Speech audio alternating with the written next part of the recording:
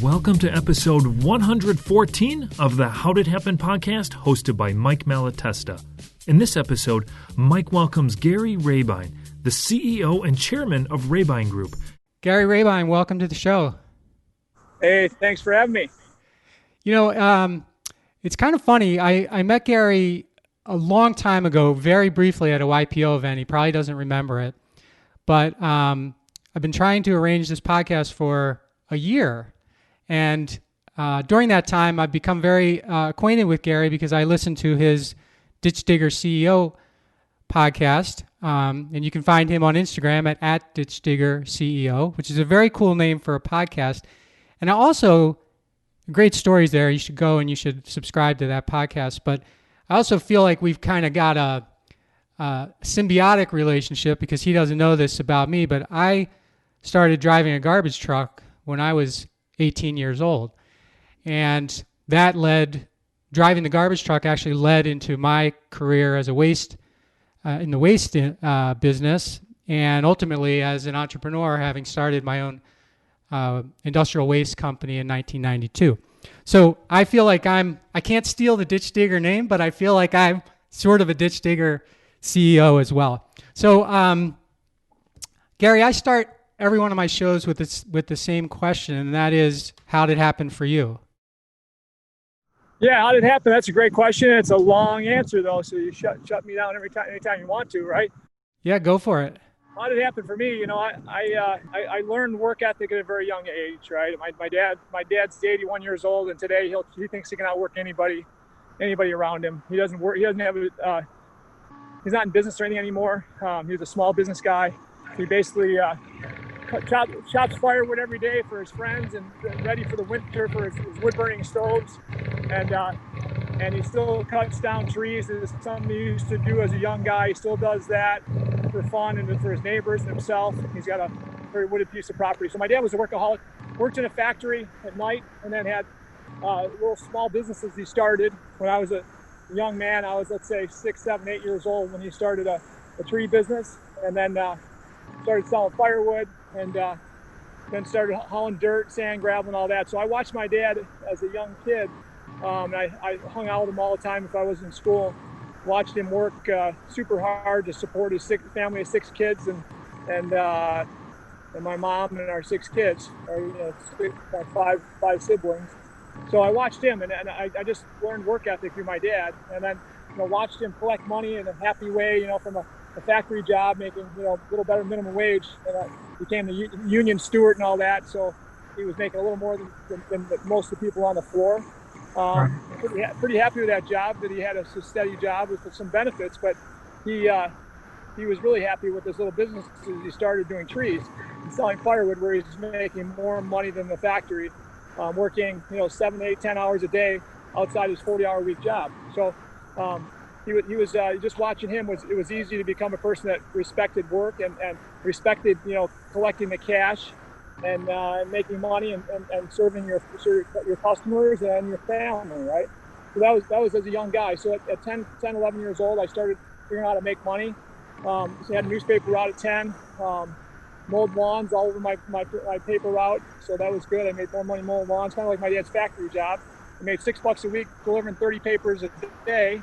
But then on the on the weekends, I would mow lawns. Actually, mostly weekends. I'd mow their lawns and made a lot more than $6 doing that.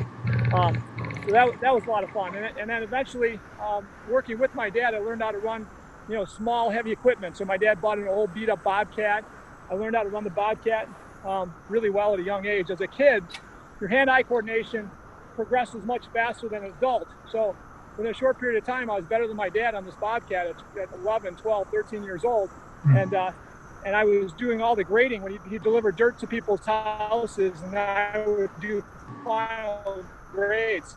And people would come from around the blocks, anywhere, and people would come all over, and they'd crowd around to watch this kid spreading dirt in yards and stuff, because I got to be pretty surgical with this machinery at a young age. So at 13 years old, a kind of a friend of my dad's, who was a driveway paving guy, watched me grade a driveway.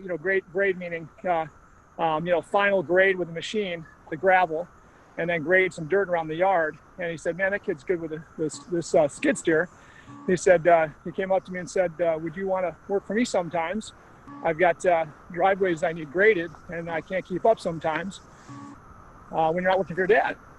So I said, hey, what do you pay? He said, what does your dad pay? I said, $4 an hour now. At that point, he started to pay me. And so this guy said, I'll pay you $5. So I said, deal. And so 13 years old, I began grading driveways on weekends and when my dad didn't need me. And I like that a lot. I like the paving of the driveways that came after grading. Yeah, I got to pave them with asphalt. So I like that a lot. And I got to be pretty good at paving driveways as well. By the time I was 15, 16, 17 years old. And I still helped my dad a lot, but I really liked the paving side of what I did as a young kid. So my goal at graduating high school was to someday own my own business, and I believe it was going to be landscaping or paving. My dad and I love my dad, still always have, but my dad's always kind of a pain in the ass to be around, to work with or anything. He's a very controlling guy. And so my goal was not to work for my dad the rest of my life. And so he actually kind of liked the landscaping stuff. So I said, you know what? He doesn't like paving. So I'm gonna focus on, can I be a paving guy someday, right? So that's kind of where my direction went from before graduating high school. Over the next 10 years, I became a driveway paving company, and my dad actually at one point was partners with me. Bought my dad out about 10 years out of high school. We were partners. I bought his shares out in 1993, and we were a $2 million company.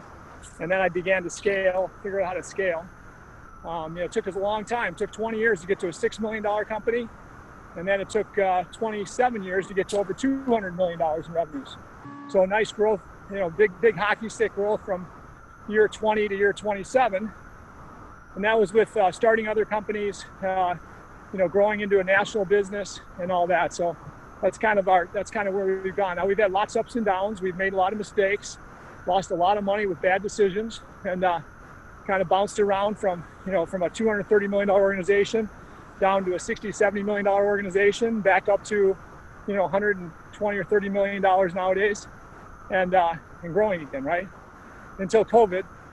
Right. Sure. We're going to be affected by this COVID stuff and the shutdowns that these ridiculous leaders in government are putting in place for business and the economy. So this year we hope to be, within 10 or 15% of our targeted budgets, but it'll be a struggle to get there now. So sure. That's kind of the story. I've invested in real estate a lot, less success there than I would like to say, because Illinois real estate has been a terrible place to be in real estate. So, I've got I'm on a golf course right now. My wife and I own. So I bought it out of bankruptcy basically, and we've manicured it and kept it amazing. We've had this for about 9 years. It's been a lot of fun to take a beautiful piece of property and make it better on an annual basis, and see members happy as heck with the condition. And so we've done a lot of different things, and some with great success, and some with no success, or even worse, millions of dollars of losses. But overall, the net is a very positive life of entrepreneurship. And I've got a family of 4 kids. Three kids we had in the first 4 or 5 years of my 4.5 years of my wife and I being married. From 22 to 26-year-olds, we had 3 kids, and then decided to adopt. Sometime later, 10, 12 years after the last one, we adopted my son from Russia. He's 19 now. So we got an awesome family, a wife of going on 35 years, and so I'm a blessed man. And Gary, you talked about, I'm really interested in this scaling thing. So you talked about, 20 years of going from 2 million to 6 million or whatever it was, and then the next 7 years being able to scale the business to 200 million, at least at one point. What was it that you learned that made that possible, or who did you put yourself around? Because that doesn't happen to most, particularly when they've been in business 20 years. They kind of stay put, it seems like, for the rest of the time.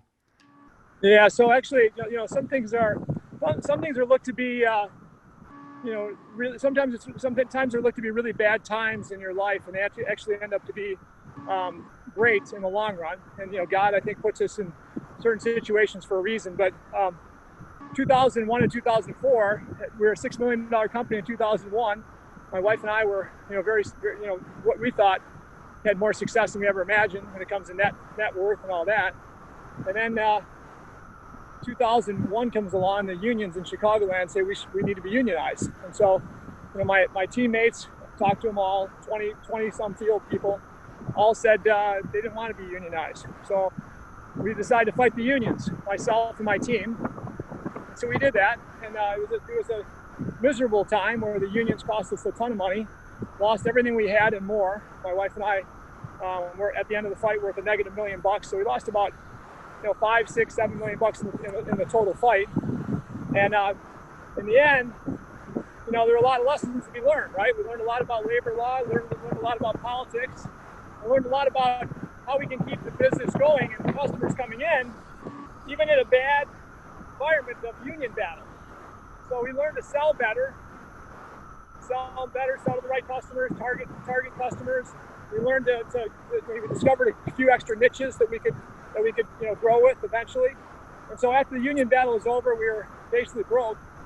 Business wasn't bankrupt though. Our bank stuck with us, and then we used the lessons that we learned over that three-year fight to really catapult our growth. And that was understanding unions in the Chicagoland area. We then learned to understand them across the country, where we grew in other markets besides the Chicagoland market.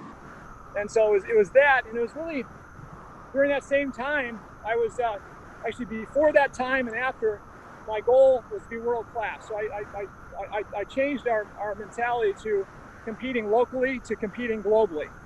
And so I say that in the paving business, you have a tendency, just like the garbage business, of kicking the crap out of the competition locally. You don't usually think about who's doing this across the world that's the best at it, right? And maybe you did, and maybe you do, Mike, but it's not common. So I started to travel and to understand the best minds in pavement engineering and pavement contracting, and got to be friends with all the people I could find that seemed to be the leaders in the country and then the world.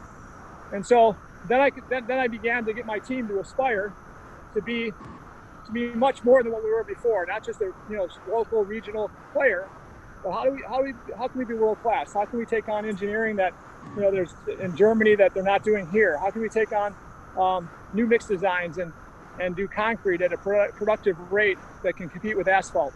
And we did that. So it was kind of like your title of the show, right? How do you become world class? And really, it was simply, in my opinion, about surrounding ourselves with world class minds, going beyond our markets that we serve, and saying, who's the best in the world? And we did that. And so today I'm blessed with some friends that are the best minds in the world. I can call them anytime as good friends. That are the best engineering minds in the world, and in many engineering applications that we perform or we guide our customers on when it comes to roof engineering and roof maintenance engineering, pavement maintenance engineering, mixed designs and on products and pavements and concrete and asphalt. Now we're into drones and technology in the drone world and the AI world. So we're seeking out and finding the best minds we can find there. So again, I think it's just reaching further than normal people reach has been our. So when you do that, what do you find out? Okay, how do we scale? How do we duplicate? How do we train better, faster? How do we do things more consistently so that create quality day in and day out with every crew we have out there, right? So I think that's how we grew, how the hockey stick approach happened when we went from 6 million to 230 million, right? And it was basically, just constantly reaching and reaching. Eventually, by the time we got to 230, we had about 12 or 13 different companies we owned, and we duplicated nationally the best products that we could serve the big building owners with, right? So yeah, Walmart, Target, Home Depot, Lowe's, Prologis, a lot of these customers rely on us for more than just paving nowadays, right? They rely on us for long-term budgets, better mixed designs, a lot of different things that usually a contractor isn't relied upon for. Yeah. So a couple things there.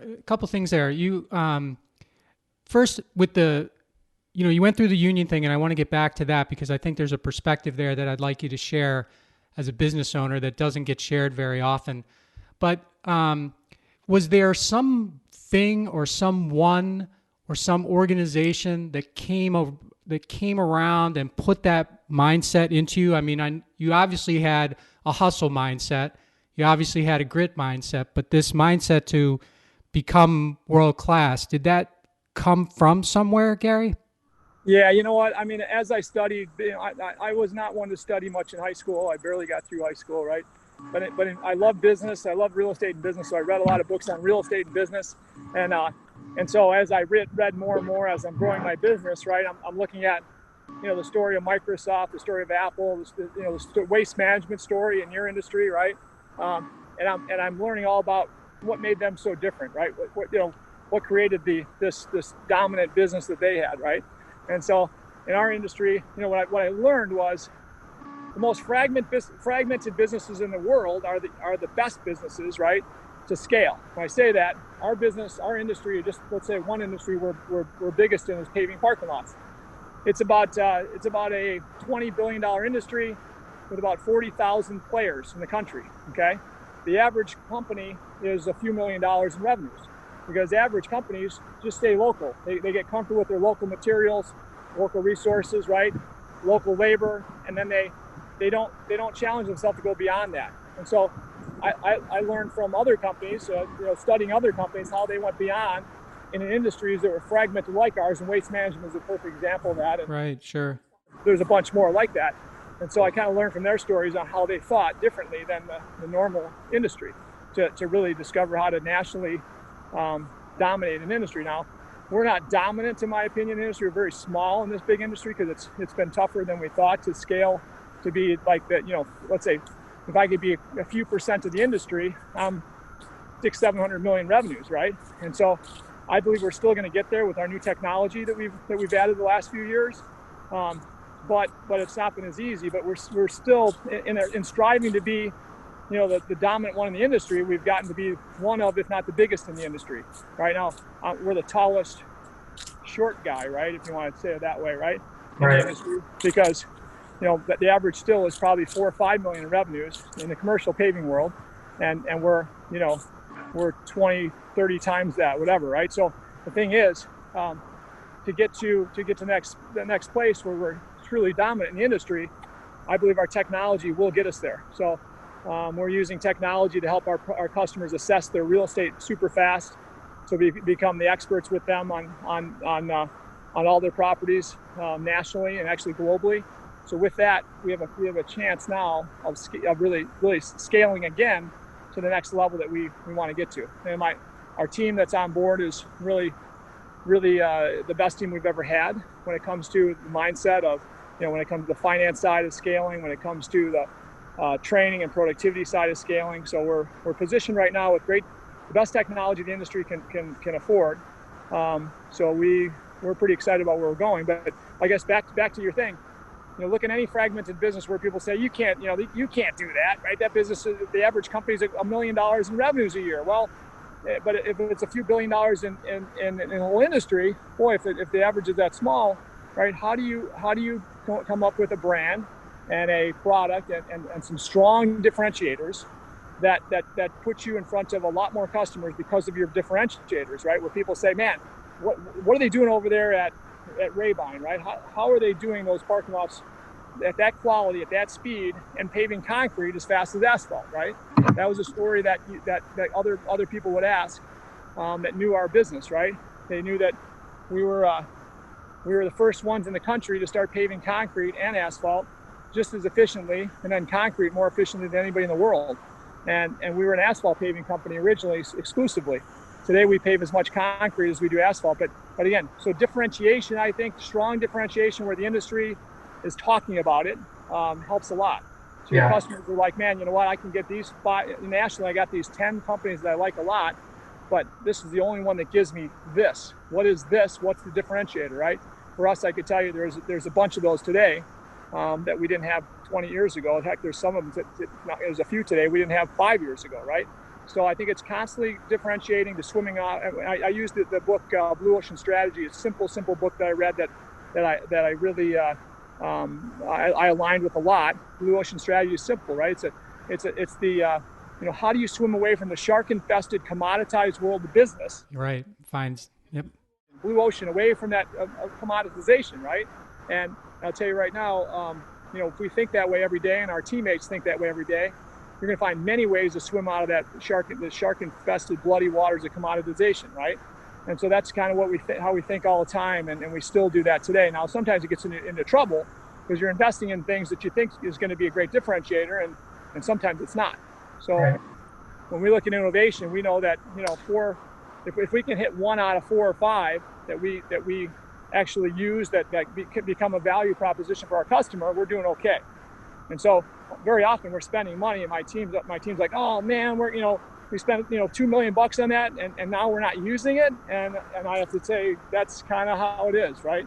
Unfortunately, the great differentiator that we see might be in the future doesn't bake out because the customer really doesn't find it as a strong enough value proposition to call you a differentiator or call it a value proposition that they value, right? So that's kind of that's the downside of constantly being at the cutting edge. Often you're at the bleeding edge, right? And you don't get that back sometimes, right? Yeah, sure. So it sounds like when you went and grew geographically, you didn't grow through consolidation. You didn't consolidate the industry. You changed it, basically. You just brought a different mindset into a new geography and sold the Rabine way. Do I have that right? Yeah. So what we've done is we have bought a couple companies, but one worked out great, one worked out not so great, and we find that our future is going to be greenfielding. So instead of buying companies, especially at the multiples they have today, the multiples on our industry, like every industry, is very high. They'll probably come down a little after COVID, but we still find that to build the right culture, build us to greenfield with your core values, your culture, and all that, a lot easier than if you buy a company that does, most times isn't going to align that great. We have to change the way they think after being in business for 20, 30 years. It's really tough to do sometimes, right? And you often we invest in technology a lot, when it comes to paving equipment and milling equipment and all the stuff that paves concrete and asphalt. And we don't usually find a company to buy that has all the right technology. So we end up going in and we got old equipment and technologically less advanced equipment. So you got to replace all the equipment anyway in most cases. So for us, we find we're better. We think in the future, and it may change, right? We may pivot again. But right now, we feel that we're better off starting up in marketplaces, and we have some methods to do that that allow us to do that better than most. And what led to the paving with concrete, Gary? Because that seems to be something that when you talked about looking at competing in a different way, that's certainly a different way to compete, right? You can say to yourself, well, I actually sell against paving, right? Or concrete. So, but you instead decided not to get into it, but not in the same way that everybody else was doing it, right? Yeah. So here, I watched a small business guy in a market just north of us in Wisconsin. Super innovative guy that I knew a little bit. If you think of concrete paving, you think of lots of labor. Okay, so concrete still on average, a crew of 8 people will put down 8 or 10,000 square feet a day of concrete. Okay, for a parking lot, for a slab, a floor, whatever. Depends on the thickness of the concrete, but 8 or 10,000 square feet is kind of a good day, right? So about early 2000s, a guy that I become very good friends with, of course, was the small business was putting down concrete parking lots at the tune of 20, 30,000 square foot a day with the same size labor force, right? And he was using a piece of equipment that was designed for interior slabs called a laser screed. It's a laser screed that they started building an outside version of, and this guy was kind of the guinea pig of it. And when I say this, the equipment was good for interior slabs, super flat floors, but it wasn't good for parking lots where you have crowns and valleys to get the water to drain. Okay. So this guy started playing around with tools to basically create high points, low points, and all that. And it was called a three-dimensional 3D laser screed. Okay, so this guy was the innovator. I saw what he was doing. I saw the threat of competition. He was doing so much more production than ever, 200% more, even 300% more productivity of the same crew. So I'm thinking, oh my gosh, concrete, which was 3-4 times more than asphalt, get to be much more competitive than asphalt. So I knew that then, and sure enough, it's happened. I went to this guy, got to be friends with Lenny and his team, his sons and stuff, and learned what they were doing. And I paid him. I asked him what it would cost if he would train myself and our crews and our engineers to understand what he was doing, so we could do what he was doing. Right? We did that, and that was like 2003, 4, 5, and that put us into the concrete paving world. We agreed on a price. We stuck to it, and we paid him to teach us how to pave concrete. Now, why would he do that? He was a non-union contractor. At that point, we're a union contractor, and 3, 4, 5, we knew that we were going to be unionized. So we were in different markets than he was. So we ended up buying the best equipment in 2000, let's say 5, after I got my financial feet on the ground again. Financed a really expensive piece of equipment, the 3D laser screed of 2005. Bought a new one in 2007, and then continued to buy the best of the best three-dimensional laser screeds today. Now, Lenny's still in business, or his kids are, in one market of southern Wisconsin, a little bit northern Illinois, non-union. They're great people. We've grown to do that work nationally now, and our production is the highest you can find in the country. And so when I say that, we'll do 60,000 square feet, or acre and a half in a day, when 8 or 10,000 still is kind of the norm without this technology. So when you can put down 500% more, 600% more sometimes, right, than the competition with the same labor force, you've got a competitive product that kicks ass, right? Sure. And not just that, but the quality is way better because you do it so fast as well. So speed in asphalt paving and concrete paving is a big deal. Not only is it good because you're less cost, right? Less cost of labor. Also, quality in asphalt paving and concrete paving, if it's super fast, is way better. And everything we do is now runs off of electronics and three-dimensional technology. So the quality is like unbelievable compared to what it is if you don't have this stuff, right? So super fast, super high quality, and that then puts us in a position where big companies don't want to be out of business for very long when they repave a parking lot, and we can give them more speed and quality than anybody else in our space. So that's kind of a fun place to be. You better be really high quality wins often, but high speed and high quality combination really wins, because speed, time is money for our customers with these 1 million square foot distribution centers and 200,000-300,000 square foot retail centers and so on, right? Got it. So let me go back to the union thing you talked about for a bit. Typically in the newspapers, or when people are reporting about companies and unions sort of butting heads, it's sort of always skewed towards the union side, like the unions being taken advantage of and that kind of thing. And I'm really curious about your personal experience. I've never had a union fight myself, but a friend of mine who had a waste business did. And you mentioned that it drained the coffers of the company. What were some of the things that you had to deal with that would have that kind of an impact? Yeah, so unions, and they're partners with me nowadays, right? And I think they respect me. I hope they don't all like me, but we pay our bills on time, and we've grown within the union market of Chicago by a lot. Yeah. But they know that I'm a pain in the butt to them sometimes, right? But here's what I'll tell you. The union mentality was developed, in my opinion. It could be my opinion. I think it's many opinion. To be kind of like a high pressure environment where they use everything they can, every ounce of leverage they can to convince you that you should be in the union, even though the labor cost goes through the roof because the benefits are ridiculously expensive. Your labor cost is high. You're paying everybody a high labor. In our unions anyway, I shouldn't say every union, but our unions are paying everybody the highest labor level in the country. And you're paying the beginners, the new guys that, and you're paying your experts that. Yeah, right. My thing is always, I'm going to pay my experts more than the union pays, and I'm going to pay my beginners a lot less while we train them, right? And for the first 6-7 years, they're going to make less than the experts. And so until they're experts, they're not going to be paid as experts. Well, what I didn't like it, and my team didn't like, is, the unions, you got to pay that expert wage to everybody, whether they're on your team for a year or 20, 30 years, right?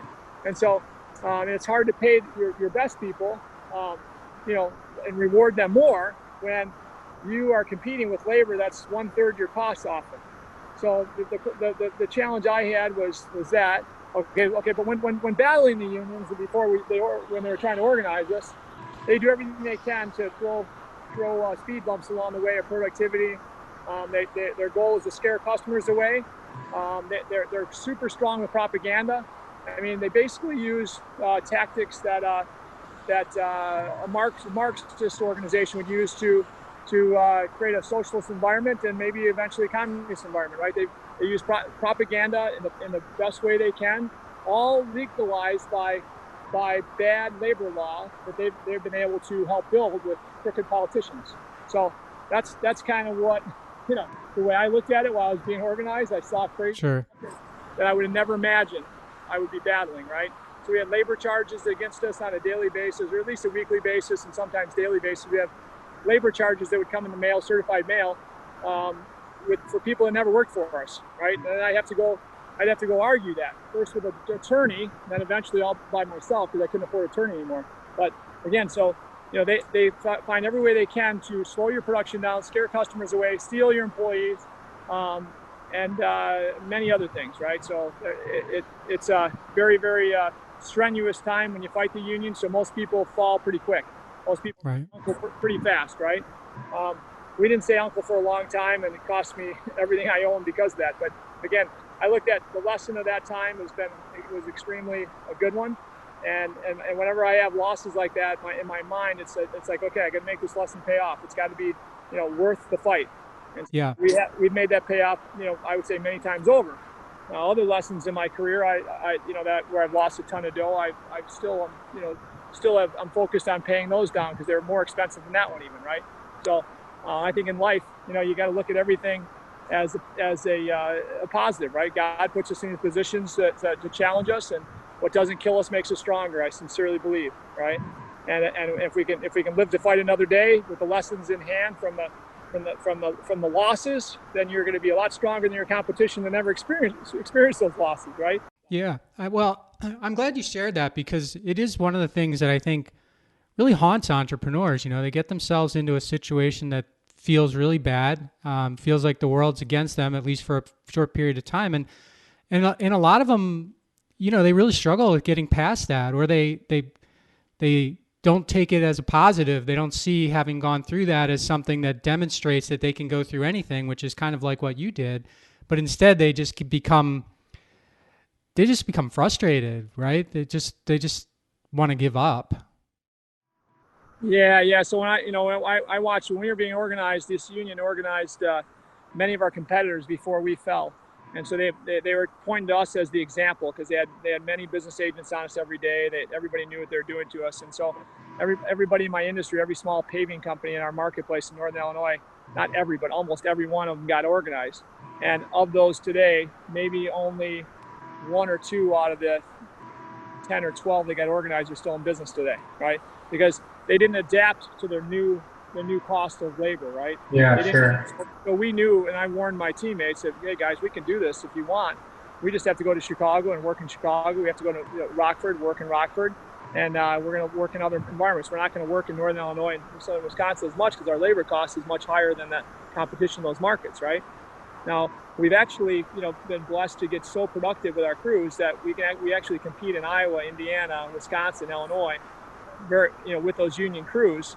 With labor costs, they're 3-4 times more all in when it comes to our workers' comp is the highest in the country in Illinois. So when you add labor and you add benefits and you add workers' compensation on top of everything in Illinois now, again, we are anywhere from 3 to 4 times more per labor, right, and per operator in the field as our competitors in Iowa, Indiana, up in Wisconsin, right? Especially if you're competing, non-union, right? If it's union, maybe we're double. If it's non-union, we're 3-4 times as much total cost in. So think about the productivity our crews have to be responsible for in order to compete, right? So that's kind of where we've won. I mean, it's crazy that's okay, right? That we have to compete at that, to grow in our union crews. We have to do that, but we do. Then we have a non-union company that we own in DC, or outside of DC in Maryland, and so that company, non-union. It's commercial paving is a non-union market there, so it's all non-union. But that company continues to grow, and we're in the middle of starting up in Dallas right now. Another company in Dallas that'll be a non-union company. So those companies will be able to travel further than our Chicago union labor, right? That's kind of what we're building in markets across the country, union, non-union, whatever. But of course, challenges are much less in the non-union markets than the union markets when you look at this. Now there's some benefits. Now don't get me wrong, there's some benefits if it's a good union. Some of these unions have pretty good labor force that you can access. Now, if you're one that hires union temporary, or your union market, you hire them temporary, a month at a time, 2 months at a time, I think the union's great. Unfortunately, we want long-term teammates, and we want people that are loyal to our customers and our values, and so we don't take advantage of that very often. We don't hire for temporary labor very often at all from the unions, and so we don't take advantage of the benefit that some of my friends think is a decent benefit, right? So like I said, I shouldn't talk all negative about unions. So I think there's some value, and I think they were built for a reason. I think they're necessary in many ways. And some parts of the country, the unions are more reasonable and actually do a great job training, and some parts of the country not so much at all. So I think, again, I hate to say that all-encompassing unions are terrible, because I don't think that's the case. I think they're not necessary today like they used to be. So if there are unions, I think they got to be better at training so that they create a value proposition like we have to in business. Probably do a pretty good job of that. Some of them do nothing with that, right? Because they're spoiled and they're complacent. So, again, what's the best of all worlds? I think if you can understand this space well, I think we grew to understand it well over the fight, and we continue to study this stuff, right? So, yeah. So before you were talking to me about how you're committing, or maybe now it's a new passion of yours to, improve or change government leadership. Particularly to I think what I heard you say is particularly to get them to understand the role of business and what some of the policies that are in place are doing to business and the economy and to jobs ultimately, I suppose. Yeah. So Mike, here, I mean, if I was in another state, I probably wouldn't spend the time, energy, and money that I spend today on basically, I love the state I live in. I'm in Illinois all my life. I built all our businesses here. I would save, and I say this, it's a moving target, but somewhere between $1.5 million and $2.5 million a year in gain net profit if I was not in Illinois. Okay. Now a couple of these businesses have to stay here, okay, because they serve this market. But many of my businesses don't have to. About 7 of my be here. So my accountant, my CFO, and they question me always. Are you sure you want to stay here? And I'm like, I'm stuck. I love the state. This is my home state. I'm going to fight tooth and nail before I just exit like so many friends of mine. Okay.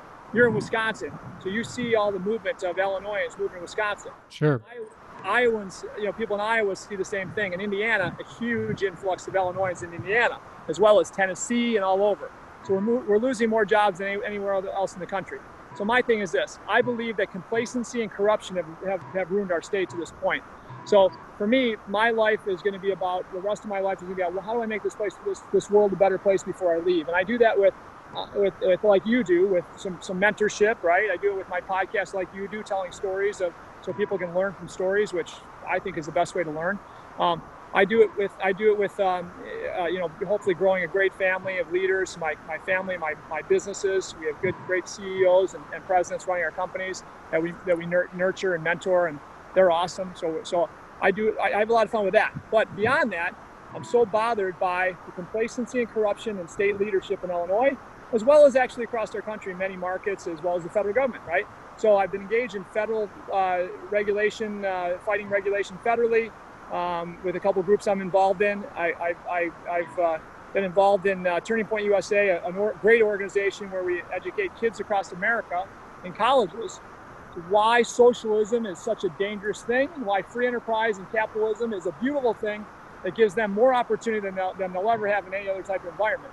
And so what we find in college campuses is socialism runs rampant. Teachers, the professors believe in it, 90% of them, and they're teaching a terrible, terrible agenda based on socialism is good.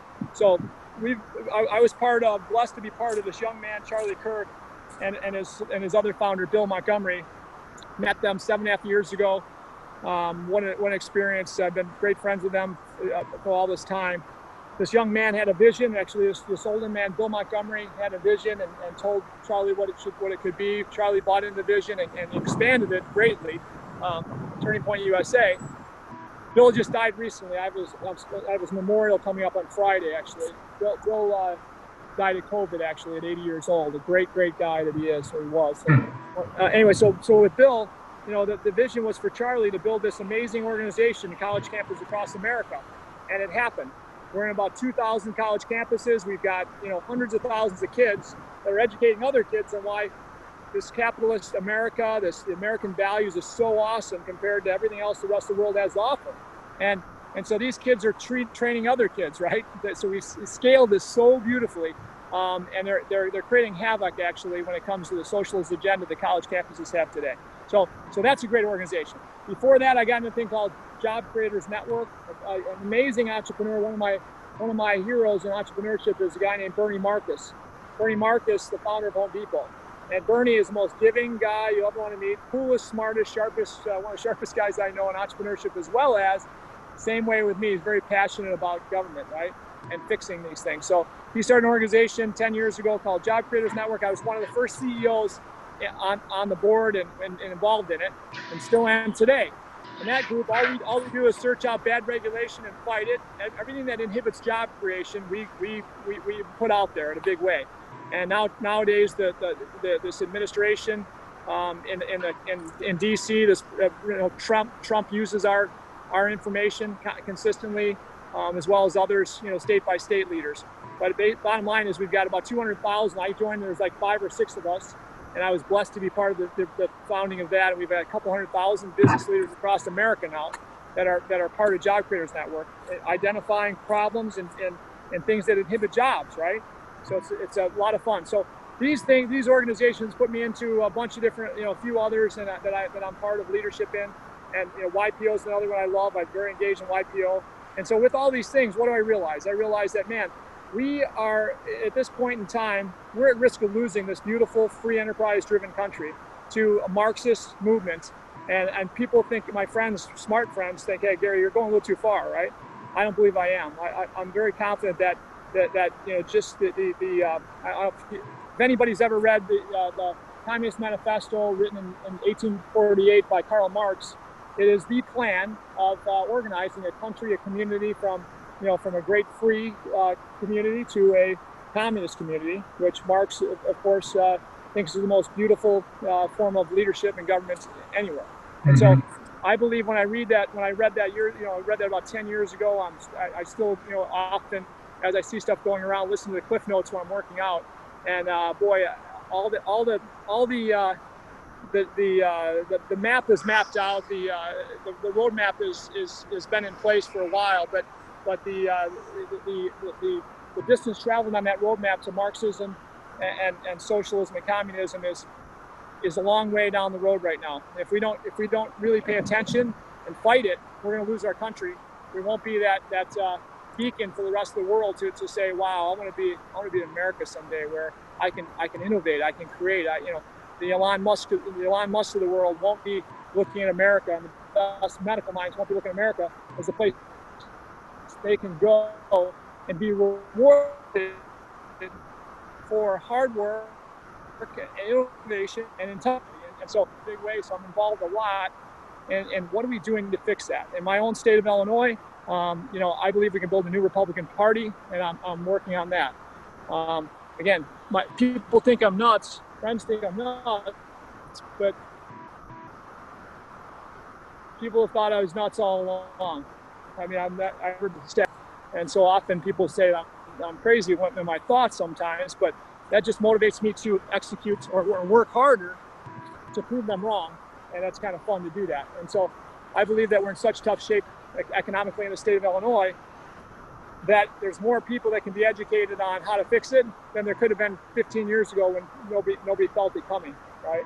So, nowadays I'm involved in a lot of things, and I speak on the subject in front of large groups in the state of Illinois, and basically talk about how we can turn this tide from the state that's the most debt-ridden in the country by far, per capita by far, to a state that's once again, the best state in the country, in the middle of the country, the heart of the country, to create jobs and do business and raise your family. Because right now it's not that.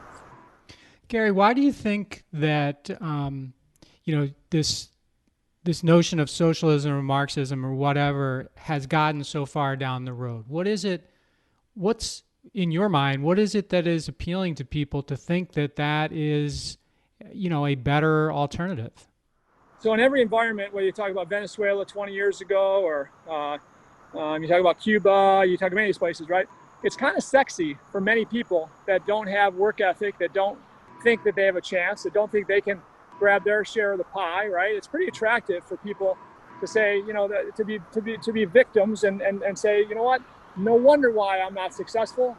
I didn't have that, or I didn't have that color skin. No wonder why I'm not successful. I wasn't born in that family, right? So it's easy, I think, for society and the leaders of the Marxist movement to create victims, and then with victims, victims need to be made whole, basically, right?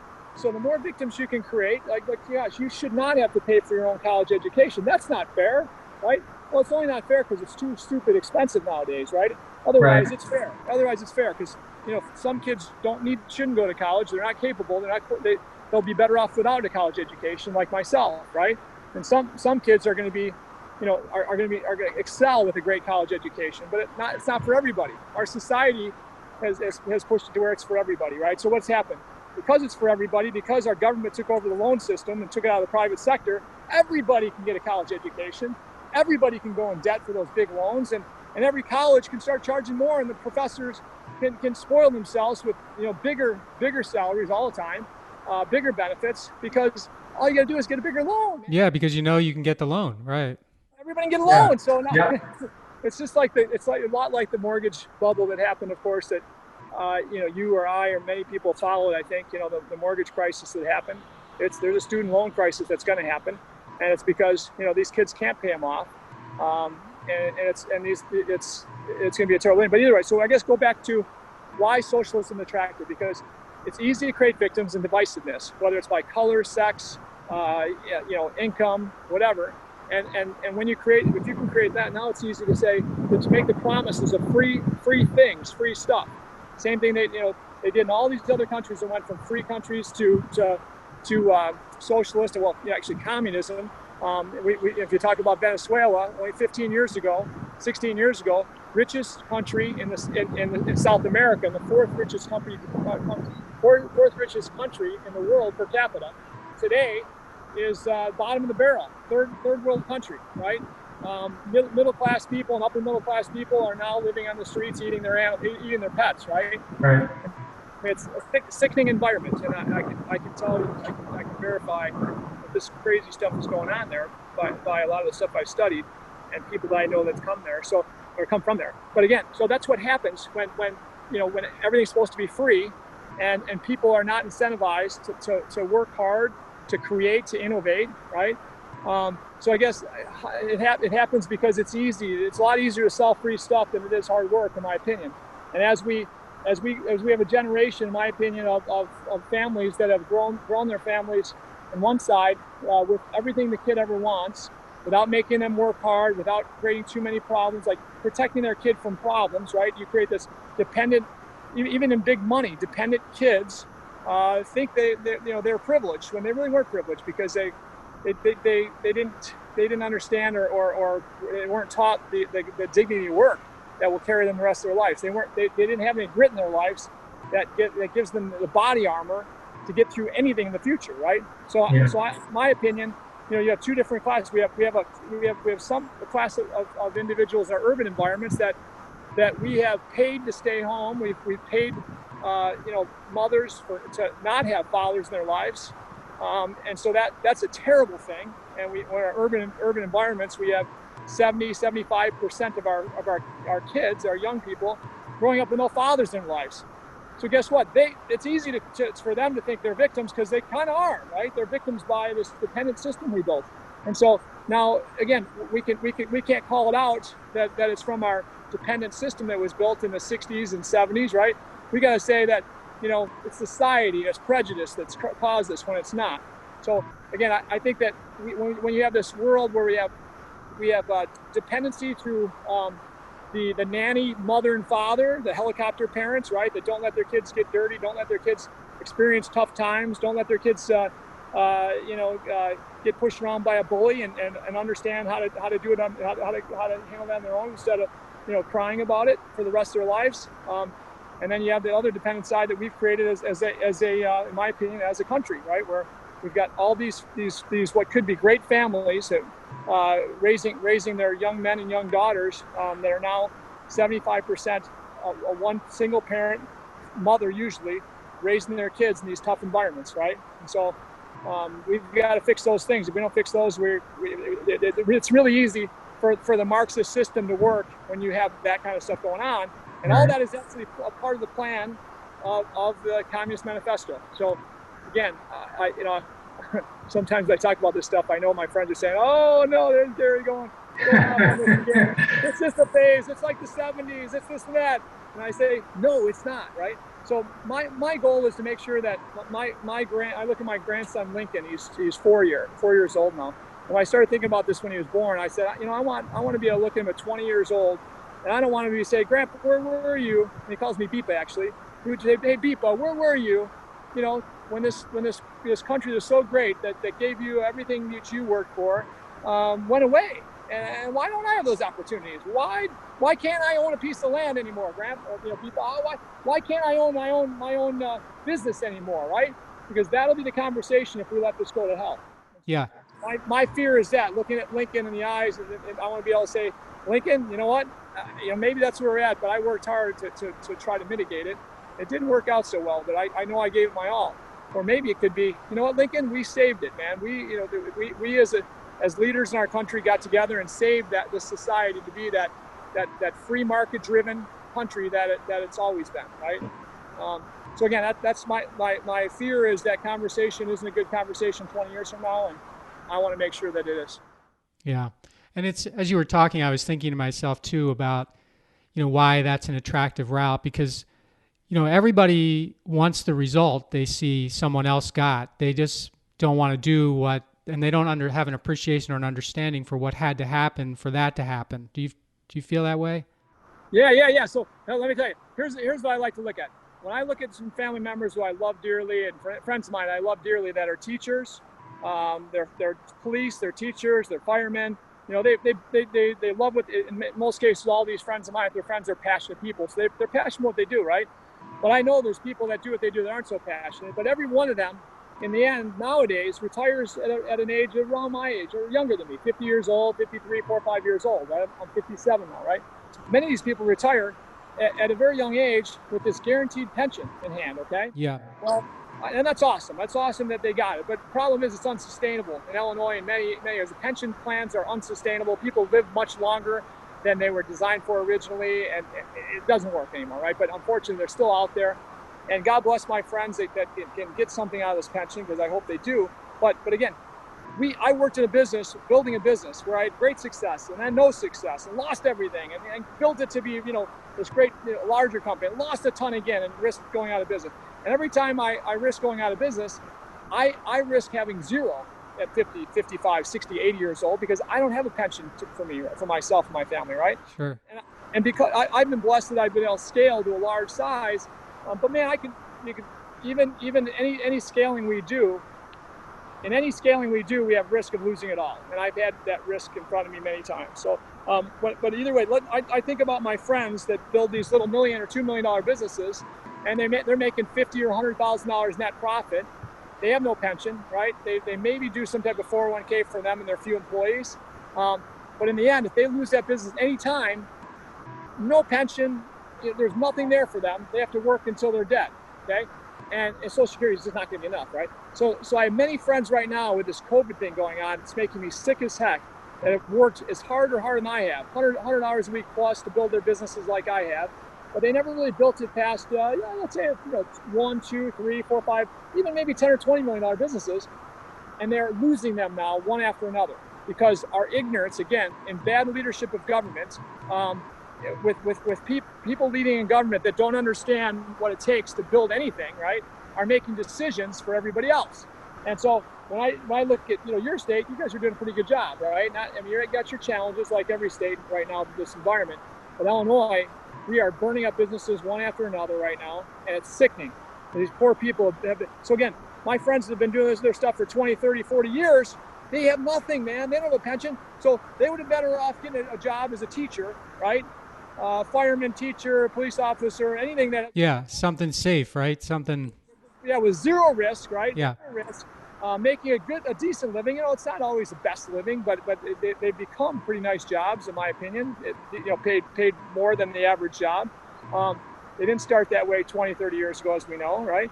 But the bottom line is they now have zero risk compared to these people that risked their business, created all these jobs over the course of 20, 30, 40 years, and now they have nothing, right? So this is what, again, makes me sick, that we have people in leadership making decisions that they're making with zero leadership experience, zero job creation experience, zero economic knowledge of economics, even in many cases, right? So I feel like, it's in this environment with COVID, it's been the worst time ever to watch bad leaders lead. Yeah. Well, that strikes a chord with me too, because I don't even know if it's bad leadership. I think it's no leadership. It's followership. I mean, these people get elected to make the hard decisions, and they have to weigh everything. And I feel like they're often making easy decisions. And then if a big governor makes a decision that they feel like they have to follow along and then that's not leadership. Like nothing you described up to this point about your career and stuff had anything to do with no leadership. Might not have been good leadership all the time, but you were always looking to lead yourself and your company in a direction that was positive. All right, so Mike, I look at it this way. In business, we have to do a few things that we should be doing in politics, right?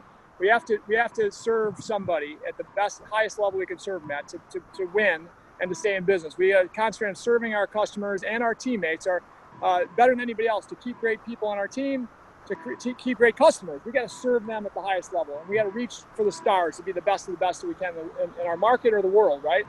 Okay, if we just did that as public servants in politics, right, wouldn't that make a difference? If they sincerely look to serve, right, everyone around them at the highest level in the world, or maybe in the country, right? If you're a state leader or county leader, the highest level in the world would be nice, because there's people doing government well on a part-time basis, on a servant leadership basis, right? But instead, our politicians, it's as simple as this. In Illinois, we have way more selfishness than we do selflessness, okay?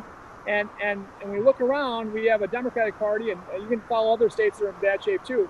We have a Democratic Party where there's like no selflessness. 100% of those politicians are taking everything they can out of the system.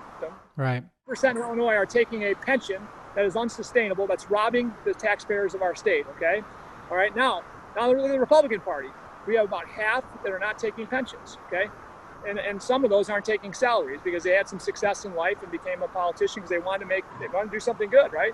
Okay, so you can look at the picture of selflessness on the half, which is, again, probably only 10% of our whole legislature in Illinois, by the way. And then the other half, though, are Republicans that are just as selfish as the Democrats, right?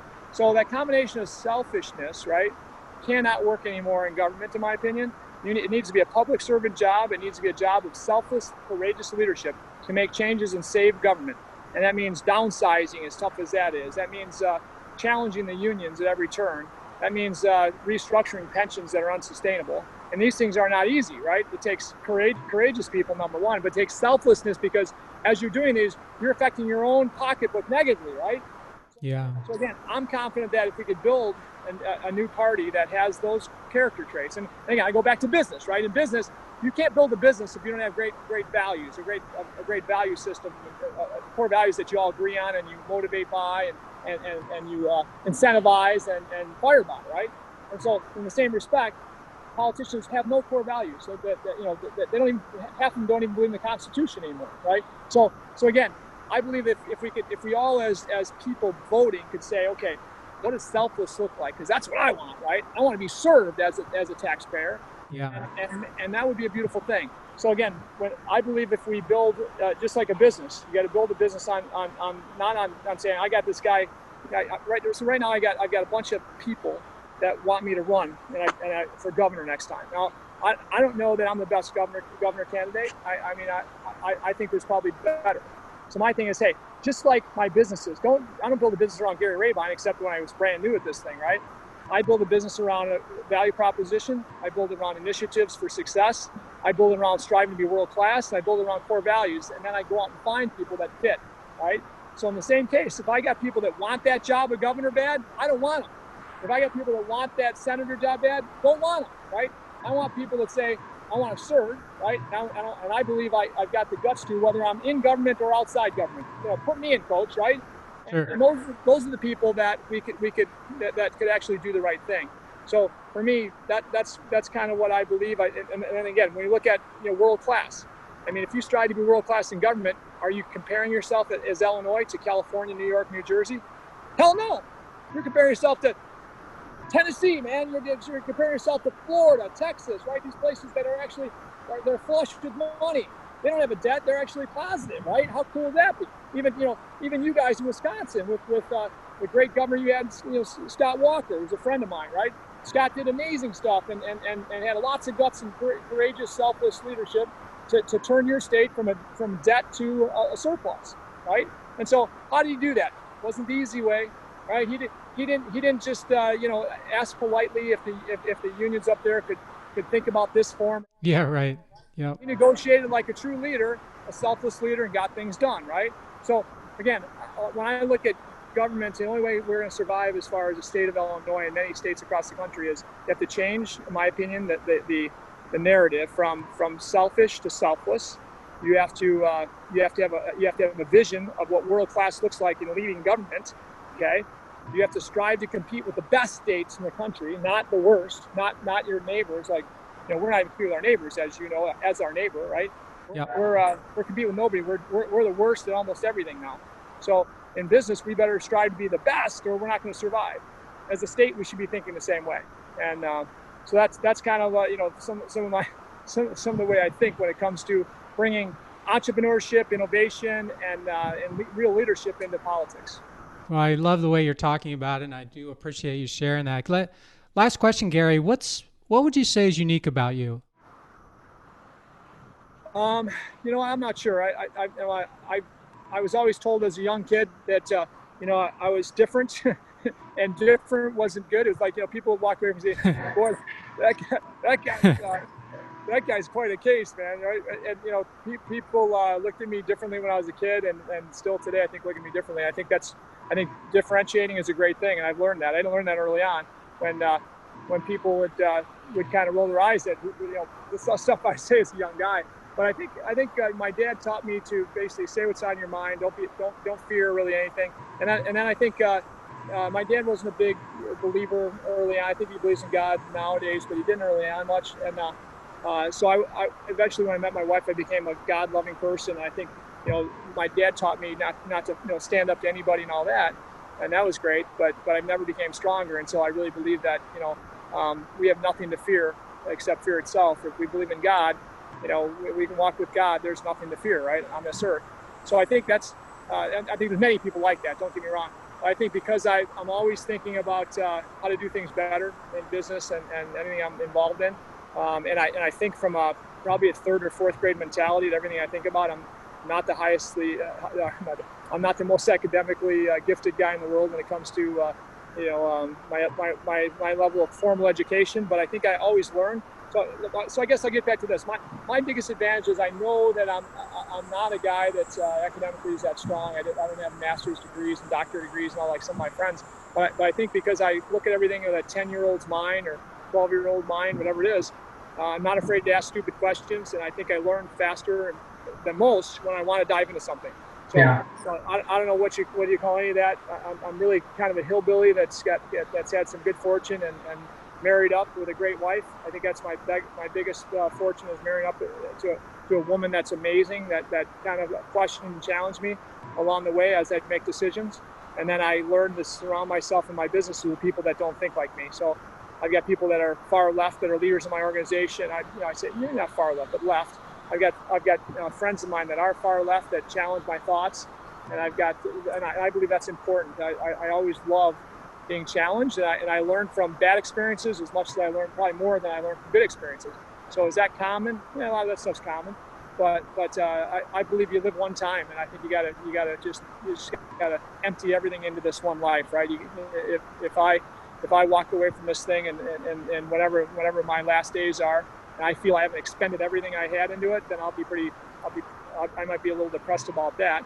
But I know that I've got a lot of love around me and a great family, and I think that's starting with that and a great God that you believe in. I think you can do anything in this world, especially in America. And as long as we keep it a free America, people like me and you won't be punished for being innovative, to fighting back, to challenging the status quo, right? Right. Yeah.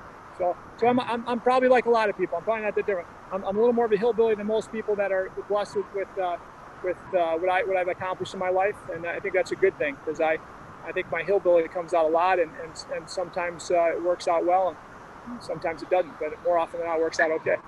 Well, two things. One, I would say listening to you, I think what's also unique about you is that being underestimated is not something that you fear.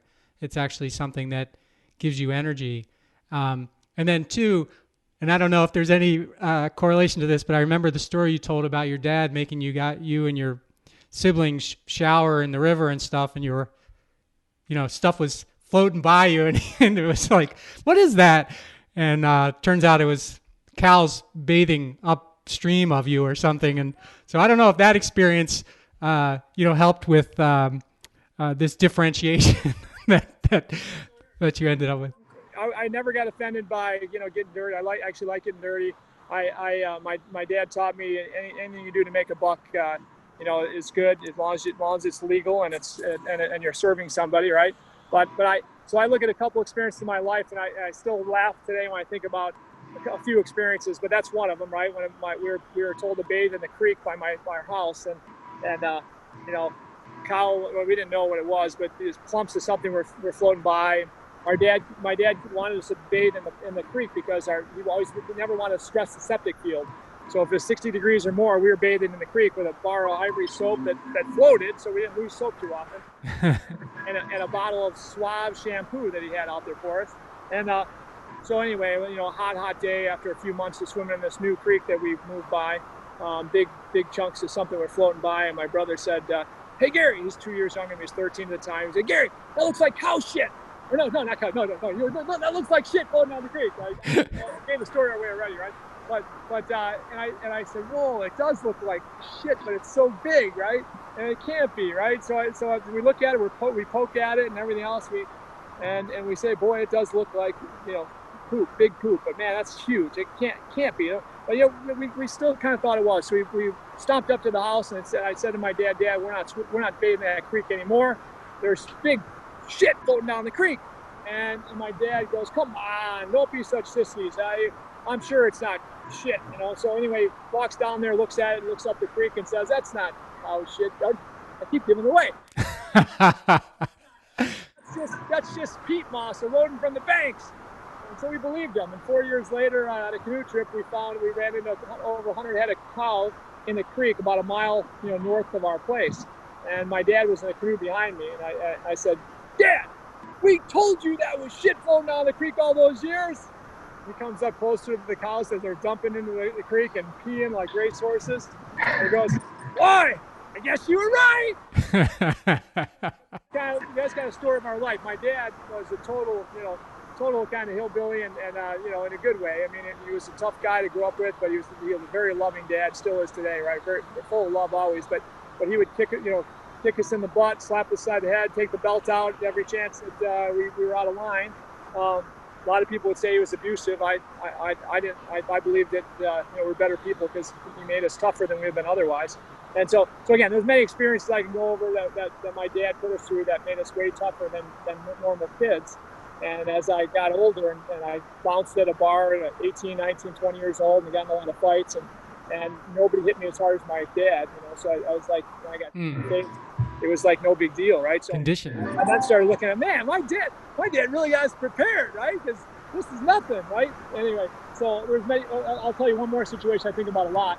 I was actually cleaning out my garbage the other day. My son left one of the garbage open, so we had a bunch of maggots in the garbage. And every time I see maggots, it reminds me of the time that I would dumpster dive around the marinas by our house growing up. We lived in a cottage that's turned into a full-time house, and they're mostly cottages around these lakes that end up were full-time houses, and there's these marinas around these lakes. And in the marinas on the weekends, they'd party a lot, and the garbage would be filled with tin cans and some aluminum cans. Because back then, about 10% were aluminum. So I would go in these garbages, and I'd look for aluminum cans and deposits on Coke bottles, right? Deposits on Coke bottles. And so I'd be in these garbages at 10, 11, 12 years old. This is after my paper routes were done. And I'll never forget the day a couple of girls the same age as me walked by, and I'm like, they're cute girls, right, at the marina. So I'm looking at these girls, smiling like, hey, girls, right? They look at up me in the dumpster. They go, oh, gross! He's in the dumpster. But again, it was pretty gross actually in the dumpster, right? But in the dumpster, I ran into maggots constantly, and I kind of got used to them. But they're so sick, right? Like maggots everywhere. And so when I run across maggots, it reminds me of dumpster diving always. And to think back of dumpster diving, when those girls would say that, or I'd have kids that say I was gross for things I did, or I was crazy for the things I did to make money. I knew in my mind, I'm like, that's okay. Someday I'm always going to have money. I'm going to have a lot of money someday because I understand how to make money when all my friends didn't have any, right? And so again, at a young age, doing things to make money creates this mind at an older age where even when I was broke and I lost everything through the union fight and some other times in my life, I've always looked at my wife and said, hey, babe, don't sweat it. We don't have anything now. We probably got to go back to that first house we had, $70,000 house that you'll have to remodel again, honey. But I know how to make money. We'll make money again. And sure enough, it always, knock on wood, it's always happened, right?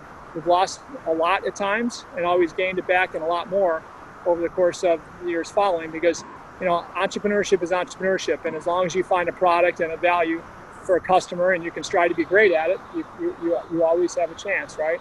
And I'm still, I've never left the paving industry. We've done a lot of other things that have been good, bad, whatever, but the paving industry continues to cruise on, and we continue to do well there, right? So, yeah. Yeah, I love it. So from maggots to mogul, that's what I'm thinking. There you go. No, it's all like life is a blast. When you can look back at experiences, when people tell you, my ditch digger CEO title came from that, the fact that a bunch of friends of mine laughed at me, called me a ditch digger because I was going to college, right? And again, I always use those times. I think it's one thing that people should think about that I do constantly, even today. People say you can't do something, and motivates me more than ever. And I always want to look back a day later, not a day later, but sometime later, years later, to be able to say, see, I knew I could do that. You couldn't do it, right? So I love when people say I can't. I also like when people help me plan to say, oh, maybe you can, right? But again, I think that you'll always remember those naysayers in your life, and hopefully you use those to motivate you as a kind of a chip on your shoulder.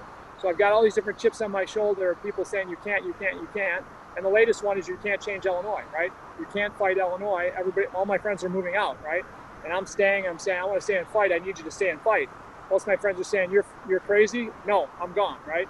And so again, I don't know if I could be part of the team to do it, but I'm going to try, right? And so again, it's fun in your life to say, to think differently than everybody else, and use your life experiences to make hopefully the best decisions that you can make.